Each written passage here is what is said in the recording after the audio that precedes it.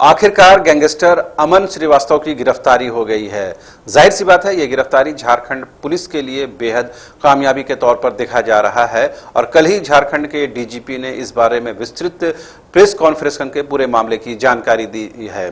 अब खबर आ रही है कि अमन श्रीवास्तव को ट्रांजिट रिमांड पर रांची भी लाया गया है। आगे क्या कुछ हो सकता है, उनकी गिरफ्तारी को लेकर किस तरह से पुलिसिया महकमा जद्दोजहद कर रहा है या फिर उसी जद्दोजहद के बाद जो आउटकम मिला है गिरफ्तारी के तौर पर, आगे क्या कुछ हो सकता है और क्या कुछ लोगों की गिरफ्तारी हो सकती है, इन तमाम विषयों पर बातचीत के लिए हमारे साथ मौजूद है हमारे सहयोगी मदन। इस गिरफ्तारी को कितनी बड़ी कामयाबी के तौर पर झारखंड पुलिस देख रही है? एक बड़ी कामयाबी इसको मान रही है। 6 जिलों में इनका आतंक था, खास करके जो कोयला नगरी है उन क्षेत्रों में इनका जो है बहुत ही आतंक था। जो कोयला से जुड़े हुए कंपनियां थे या फिर जो अधिकारी थे उनको ये टारगेट करते थे। और इसकी उपलब्धि कितनी बड़ी है इससे मान सकते हैं कि डीजीपी खुद प्रेस कॉन्फ्रेंस करते हैं। अमूमन जो गिरफ्तारियां होती है अपराधियों की तो उसमें डीजीपी नहीं आते हैं सामने में, एसपी स्तर पर या एसएसपी स्तर पर प्रेस कॉन्फ्रेंस कर इसकी जानकारी दी जाती है। लेकिन ये जो गिरफ्तारी हुई है ये एक बड़ी गिरफ्तारी है। देखिए, ये उस जो अमन श्रीवास्तव है वो अपने पिताजी के हत्या के बाद उस गिरोह का कमान संभाला और उसको आगे बढ़ाया। कुछ ही वर्षों में अमन का खौफ इतना था कि जिस किसी के पास उनके नाम का एक कॉल चला जाता था फिर वो डर से जो है अपना एक डील करता था या फिर पुलिस के तक अपना शिकायत दर्ज कराता था। रामगढ़ जिला पुलिस ने 5 लाख रुपए का इनाम भी घोषित करवाने की एक पत्र जो है पुलिस मुख्यालय को भेजा है। वो फिलहाल विचाराधीन है, अभी उसकी घोषणा नहीं हुई है। लेकिन आप इससे समझिए कि अमन श्रीवास्तव टेक्निकल रूप से बहुत ही मजबूत था।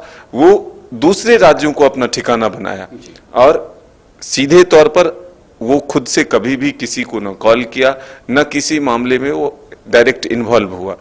उसके गुर्गे जो थे, जो उनकी टीम में शामिल थे, वो सीधे तौर पर इसमें इन्वॉल्व होते थे और फिर लेवी की बात हो या फिर जो धमकी की बात हो, वो तमाम चीजें सीधे तौर पर उनके आदमियों के द्वारा किया जाता था। तो ये माना जाए कि एक पढ़ा लिखा जब युवक, चूंकि एलएलबी की पढ़ाई वो कर भी रहे थे, और बताया कि उसको उन्होंने बहुत अच्छे से इस्तेमाल किया और वो खुद सामने आकर नहीं बल्कि अपने दूसरे माध्यमों से इस्तेमाल करते थे। तो आखिर जो गिरफ्तारी हुई है, क्या इनपुट्स थे इसके? देखिए, एटीएस को जो संगठनिक अपराध है उस पर लगाने के लिए या इस तरह के अपराध में जो लोग संलिप्त हैं वैसे अपराधियों को पकड़ने के लिए इसकी जिम्मेदारी एटीएस को दी गई थी। एटीएस ने पूरी तन्मयता के साथ मुंबई एटीएस से मिलकर एक तरह से कहें तो एक ग्राफ तैयार किया और फिर काफ़ी छानबीन के बाद एटीएस के एक अधिकारी ने मुंबई में अमन श्रीवास्तव को पहले वेरीफाई किया और फिर उसके बाद गिरफ्तारी हुई। तो कई राज्यों में अमन जो है वो अपना ठिकाना बनाया हुआ था, कहीं एक जगह वो नहीं रहता था। टेक्निकल रूप से काफ़ी मजबूत है अमन, इसलिए जल्द पुलिस के भी गिरफ्त में नहीं आता था।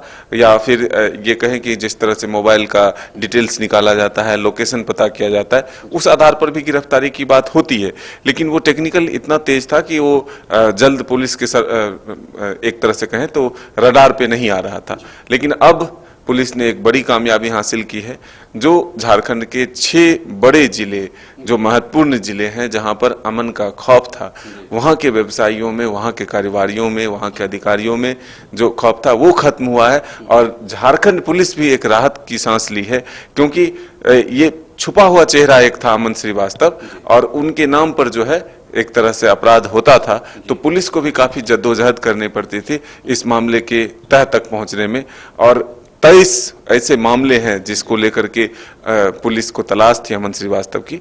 तो अब वो अमन श्रीवास्तव पुलिस के गिरफ्त में है, मुंबई से रांची ले आया जाया गया है।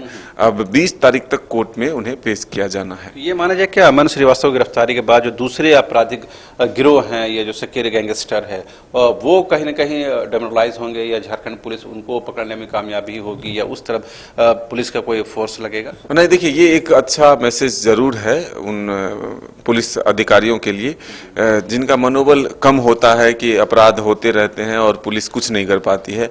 उन अपराधियों के लिए ये खौफ का विषय है कि जो टेक्निकल चीज़ों को इस्तेमाल कर ये सोचते हैं कि मोबाइल हम इस्तेमाल कर रहे हैं, हम अभी तक नहीं पकड़े जा रहे हैं, या हम दूसरे राज्यों को ठिकाना बना रहे हैं, दूसरे देशों तक चले जा रहे हैं।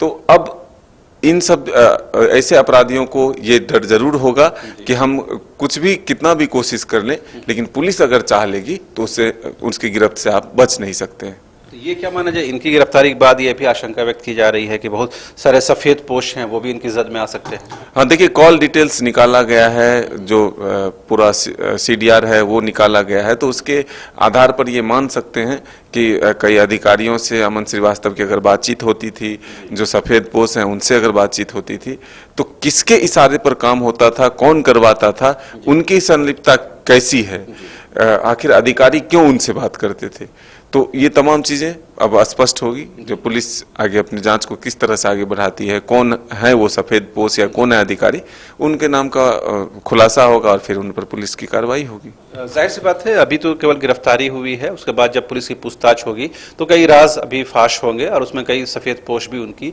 जद में आएंगे। और जाहिर सी बात है, झारखंड पुलिस के लिए बहुत बड़ी कामयाबी के तौर पर देखा जा रहा है। लेकिन खास करके कोयलांचल के क्षेत्र में, कोयला वाले बेल्ट में जिस तरह से अपराधियों का वर्चस्व है, उसे तोड़ने के लिए पुलिस को भी और जोर आजमाइश करनी होगी। फिलहाल आप देखते रहिए न्यूज़ 22 को।